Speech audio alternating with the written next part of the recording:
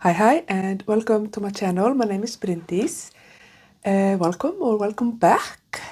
Today I'm gonna just talk about the books I've been reading and the books that I finished and the books that I'm currently reading, and maybe a little bit about the books I might be reading. So we'll see.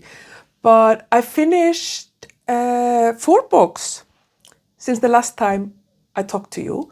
So reading has been going really well, and I'm very excited about the fact that I finished Priory of the Orange Tree by Samantha Shannon. I have been reading this book since March. March of the Mammoths is when I started it, and I finally finished it. I finished it actually about a week ago. So today is Sunday, actually the Sunday that this video is coming up, and I finished it Saturday last, so just over a week ago. And it did not take me this long because there's anything wrong with this book. This book is phenomenal.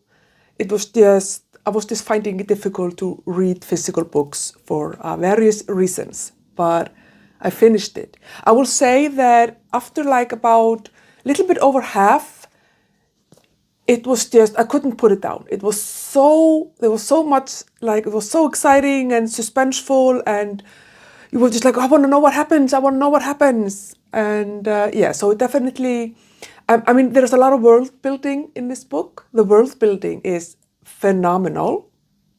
And so there is obviously a lot of like build up. You don't, in the beginning, you are a little bit like, or at least I was a little bit confused as to like, what is going on? Who is this? There are like dragons, but there are also like worms and wailing, I don't, all sorts of beasts, flying beasts that spew fire, and witches and alchemists and assassins and princesses and queens and princes, and yeah, there are a lot of different, like, there are so many moving something that you kind of, it's a little bit, you have to be very focused on this book to really, I think, get it, but in a good, like in a good way. It's not like the things that are happening or the people or the plot or the different plots are not, they're all connected and they all matter really. So it's a strength of the book in my opinion, but it just kind of, I wasn't necessarily in the best place when I started to read this book. So excuse me. Anyway, so what is this book about? I've realized that often when I'm giving you wrap-ups, I don't actually tell you what the book is about. I just give you my views. So I'm going to try to change that. In case you don't know, I mean, first of all, look at this beautiful cover. It's so nice. And yeah, it's just beautiful. This is the, I don't know if it exists in hardcover, but this is obviously the like the large paperback. So it's a large book, 800 something pages, and it takes place in, it's a high fantasy, so it takes place in a imaginary world with different kingdoms and different religions, although they do seem to be somewhat interconnected, the religions. And so there are like wars and power struggles and stuff like that going on. So there's quite a lot of politics in it. And we have the main character whose name is Eid, E-A-D, Eid. And I feel like she is the main character of the book. There are a few other characters. There is also Tane, there is Niklas, and then there is, I can't remember his name, but the kind of the he's like a son of the Duke, and there are other people obviously, but those are kind of, I feel like those are the main characters, plus Sabran, the queen. I'm sorry, I'm probably butchering the pronunciation of these names, but I did read the book, so I don't have an audiobook to help me with with that. But yeah, so I feel like there are these four main characters, although though Eve is the main character, they're like the heroine of the book, I feel. And they are, so you kind of follow their stories and these different plot lines. So, but then they all kind of merge in the beginning. And it's basically, there's a prophecy that so something happened and this huge, the nameless one, like a dragon, not a dragon, he's a worm, or like he spews fire. And he will rise again and destroy the world or take over power or whatever. And we have Queen Sabran, who is of this descent of queens who can only apparently have one child, and that child is always a daughter through like 1,000 years. And then they are realizing that these 1,000 years are up, and now this creature will awake. And so they're trying to get everybody to fight that creature.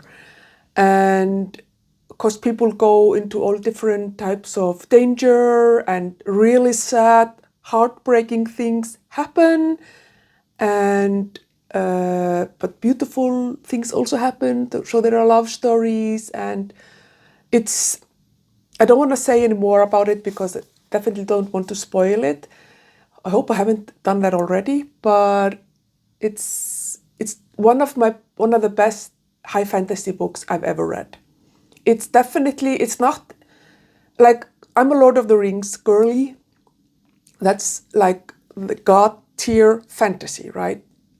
This is very close up there. So this is like, this is God, then this is like a prophet.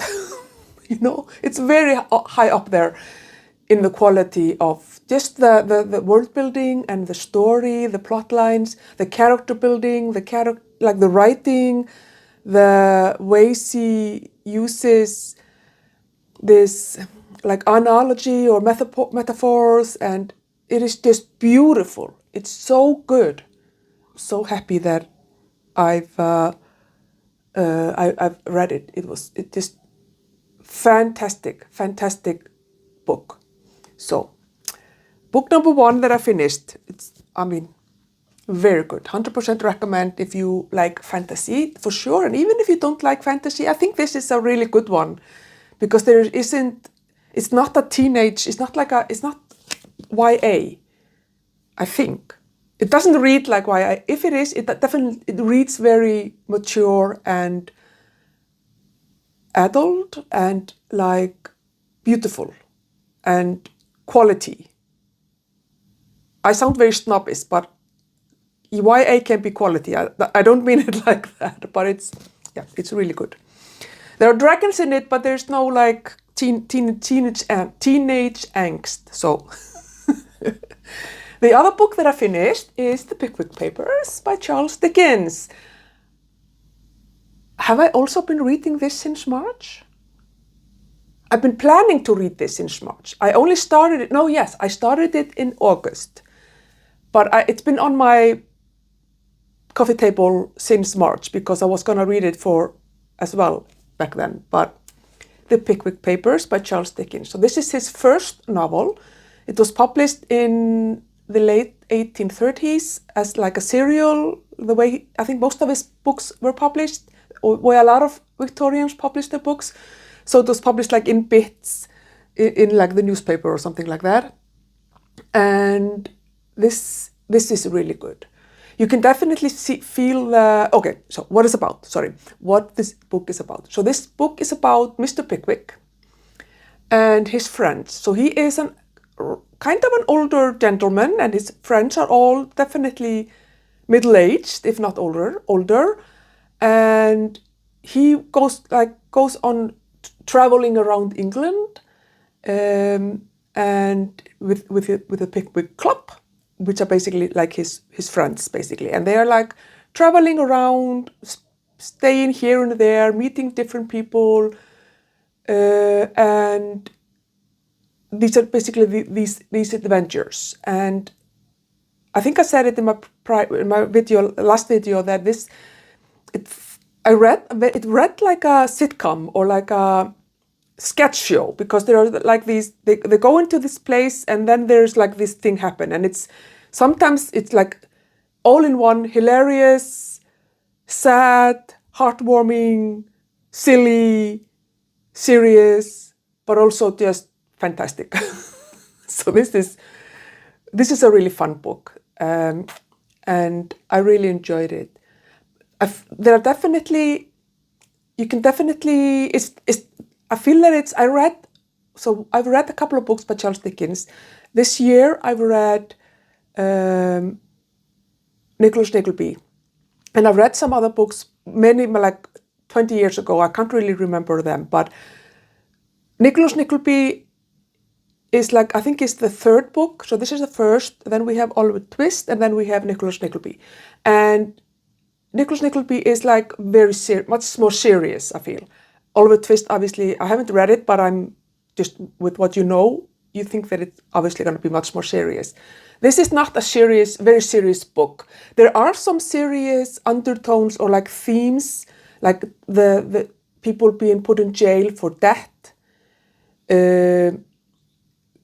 people being swindled basically by these crooked lawyers or crooked people, like imposters, and people being estranged from their family, people being in love and not being able to get married because of whatever. So there are these very serious themes that the book does address, but I feel it does so in a kind of with this funny, kind of heartwarming undertone. Mr. Pickwick is just such a wonderful man. He's kind and curious, a little bit gullible, and because he believes in the good things in people, like he sees the good things in people, but it's a wonderful book. It's really, really a wonderful book, and I enjoyed it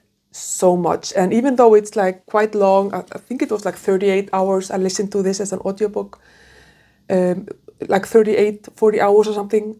It didn't, excuse me, it didn't feel like, I didn't feel the need to speed up the audio. So, it was enjoyable to listen to the entire thing at like regular speed for me. So yeah, that's a sign that I'm really engaged with the book. And yeah, this is a 5-star book for me, as well as obviously The Prior of the Orange Tree, 5 stars. These were just such good books. And this one, I cannot wait now to continue to read Charles Dickens. I've decided to read through his entire catalog in publication order. Even though I did start with Nicholas Nickleby, but after I read that book, I decided I need to read all of Dickens because that book is so good. And I decided to just like go back to the Pickwick Papers and then go in publication order. Anyway, so yeah, so good. So good, people, so good. I also finished Catabasis. However, apparently the author does not care how you pronounce the name.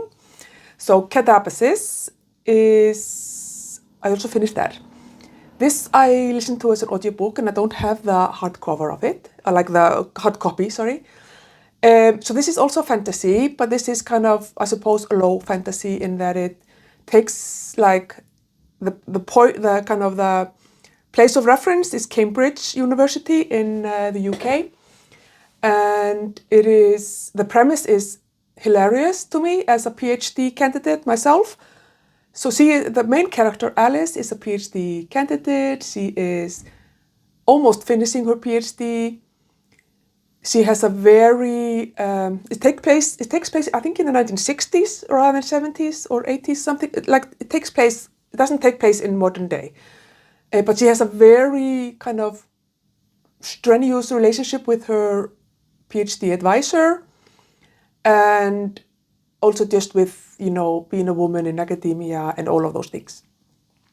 Her advisor dies and apparently goes to hell. So she decides to go to hell to rescue him so that he can give her a letter of recommendation and like she can finish her PhD basically and get like a job in academia. So she's also one of the what makes the fantasy apart from the fact that they are going to hell is that they are magicians. So you can be a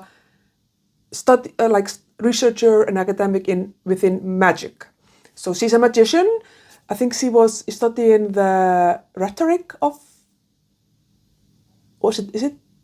rhetoric of magic or language of magic, something like that. So there are different branches that you can study magic. I think it's a really interesting premise of how you can make it. It feels a little bit similar to the premises of the Emily Wilde series, where they are all studying fairies, but within like the world that we know, and it's kind of like fairies are kind of a part of our world, and that's the same here. It's like magic is a part of our world. Everybody knows that magic is real. Anyway. So she goes to hell, and then when she's going to hell, a colleague of her, an academic rival, a friend, also goes to hell with her, a kind of against her will. And then they are traveling through are there 7 circles of hell from like Dante, I think, in order to like find this professor and rescue him and bring him back, so that both of them, because he's both of their advisor. So there are a lot of very interesting themes in this book, and some of them are very serious, like just the kind of toxicity of academia, sexual assault, unconsensual things, and I don't know if that's a word, but So there are definitely some serious undertones, sexism, obviously, racism, all sorts of things. And some people say that this is a critique of academia. And as such, I thought it was pretty well done. I would have kind of preferred if it would have been taking place in modern day, so that we could have a criticism of academia in today.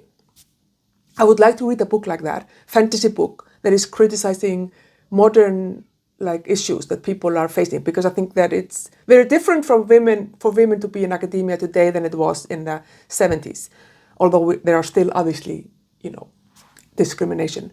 But anyway, I thought the premise was really good. The world building I thought was really good, and the character building, for the most part, was really good. So I really enjoyed this book. But it was not a 5-star. It was a 4-star read for me. I really enjoyed most of the story. But I wasn't completely engaged with it. I read Babel by this author earlier this year, and that one was truly engaging and really better than this book, although this book is still good. But I for example, so I sped up the audio, which I never do unless, like I said, if I'm not feeling really engaged. So I sped up the book because it was just dragging a little bit. I also felt that the ending was very rushed and but I'm not going to say any more.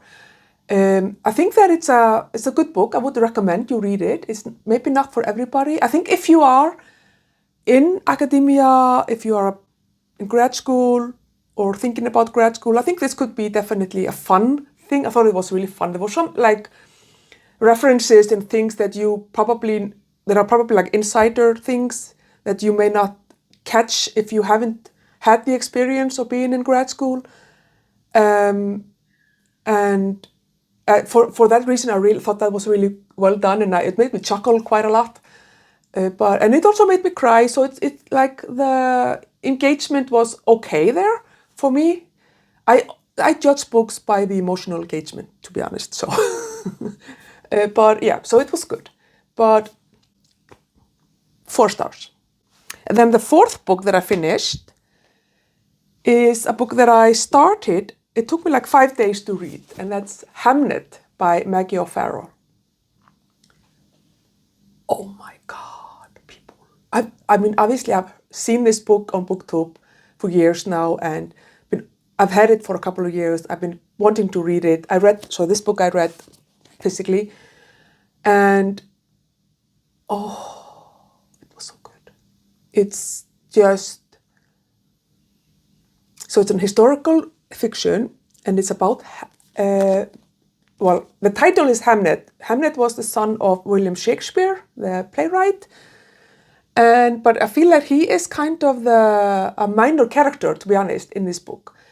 It's the story of his mother, Agnes, who married William Shakespeare, obviously, and their kind of relationship, how it started.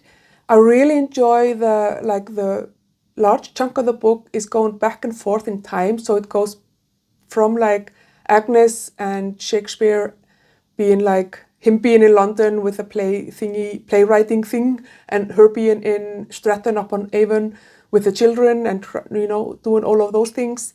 And then it goes back in time for when William Shakespeare was a young man, being a Latin tutor, how he meets Agnes and all of those things. And so it goes back and forth like that in time. I really enjoyed that part. That was so well done. And then Hamnet, who was so they had 3 children. They had a daughter, Susanna, and then they had twins, Hamnet and Judith. And I don't think it's a spoiler, but Hamnet dies at, I think, 12 from the pestilence, apparently, the plague. And then the story changes, obviously, from the aftermath of the next couple of years, the aftermath for William Shakespeare, for his wife, for their daughters, for the grandparents, and like that part is phenomenal. The way she writes about death, like the way that that child dies, I cried and cried and cried. It was like you were in the room with him. It was so horrible, but in a good way. And then the grieving process for the different people in the family. And then the last bit when, I don't want to say more. I can understand this book winning the Booker Prize. Women's Prize for Fiction in 2020. I read the Marriage Portrait by Maggie O'Farrell earlier this year, and that one is also really good. And this is a historical fiction. I feel that it reads differently than a lot of the historical fiction that I've read, because I felt that it was very literary. It's very much like literary fiction. And I'm not a huge fan of literary fiction. I mean, it's not that I don't like it, but it's not really my preferred genre of books. I have to be in a special mood, at least, for reading them. But this is definitely very literary. The way with words, the way she has with words, this book was just like so good. 100% recommend. Hamnet by Maggie O'Farrell. 5 stars! Those are the books that I finished reading, and I'm currently reading 3 books actually. Well, 2 books, and I'm almost starting the third book there. So this is a book that I'm currently reading. It's Tress of the Emerald Sea by Brandon Sanderson. So this is a Cosmere novel. It's a fantasy, high fantasy. Takes place on a planet where there are I think there are 12 seas that are all different colors. So she comes from the Emerald Sea, which is then obviously green. There's like a Crimson Sea and different seas. But it's a very strange sea because it's not really water. It's made out of some substance, and there are like these spores in it that can like burst up, and if they go inside your body where there is, or like in contact with water or anything that's wet, they will like grow branches and whatever. So it's very dangerous. If it gets like in your nose, because obviously inside our bodies is wet, branches will be growing out of your body. So it's very dangerous, obviously. You can very easily die from that. And she lives on this rock, and then things happen. I don't want to say anymore. I don't know how much. She does say here on the back that she has a friend, Charlie. He kind of disappears or is kidnapped. So she goes on an adventure to rescue him. And it's starting off really well. I'm listening to, I would say that I think I'm in about maybe chapter 20, probably something like that. I'm listening to it as an audiobook. It's a really interesting experience listening to it, because the only audiobook that I have available to me, at least easily available to me, is like a full cast. It's like a radio play, basically. Very interesting. I'm not sure if I feel I would have preferred it just being narrated by like a voice actor, but I'm not hating it for sure. And it's starting off really well, really interesting, really good world building again, as you would expect from Brandon Sanderson. And I'm loving that. And then I want to start reading something physical again. And it's shorty September. So I'm thinking, sorry, my microphone died, so I had to start again a little bit. But anyway, yeah. So this is the book that I'm very interested in reading. Another book that I want to start reading when I finish that short one is actually this one. A Day of Fallen Night by Samantha Shannon. So this is the prequel to The Priory of the Orange Tree. And I'm really excited to get back into this world and to read this book. I've heard that the third book is coming out or has just come out, or will be coming out next year. I'm not sure, but I'm very excited about that as well. So it'll be fun to be done with this one. So it's a prequel. I don't know exactly how far back from the Priory of the Orange Tree it takes place, whether it's like 1,000 years, so when like the first queen and they were like, binding that creature for 1,000 years, if it's like way back like that, it's somewhere in the middle, or if it's even further back. So I haven't really looked into it at all. So I'm excited. I'm really excited to read this. So it's gonna take me a while though. I'm not gonna rush. Just read a little bit every day, hopefully. And I would love to be able to finish it this year, but I don't know. We'll see. I have no deadline. So just reading it as I can. So that's kind of what I'm thinking about reading. When I finish the audiobook, Dress of the Emerald Sea, I'm probably gonna go back to a classic in the audiobook realm. I think that another book that I want to read is Oliver Twist by Charles Dickens. So this is his second novel. And but I would also like to read some of the Victober recommended books.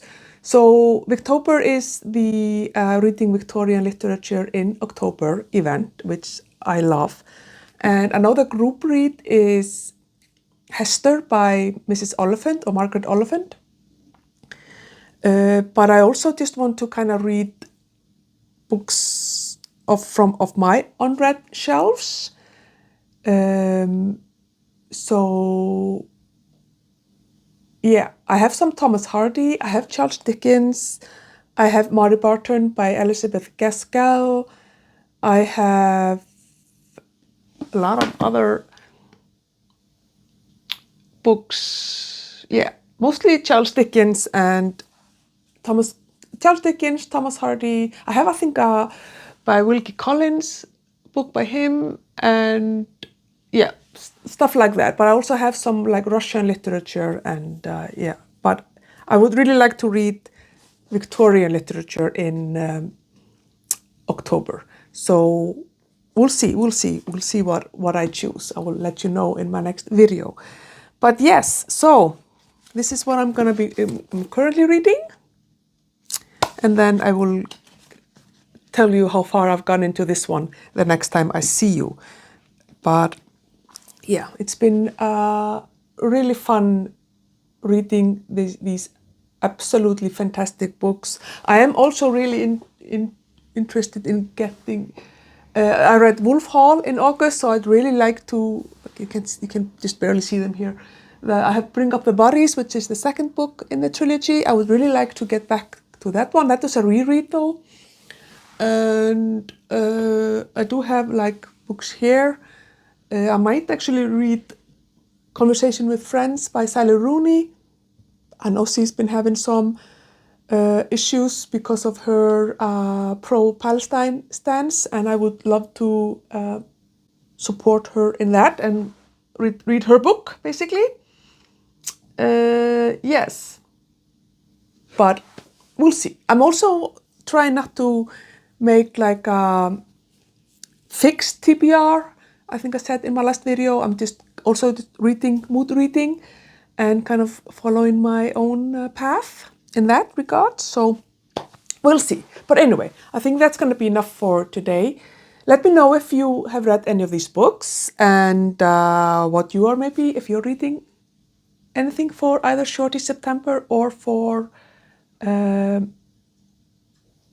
October. Have you read any of these? Have you read Samantha Shannon? I know that some of you have, so I would really like to hear about those books. And yeah, thank you for watching, and I will see you in my next one. Bye.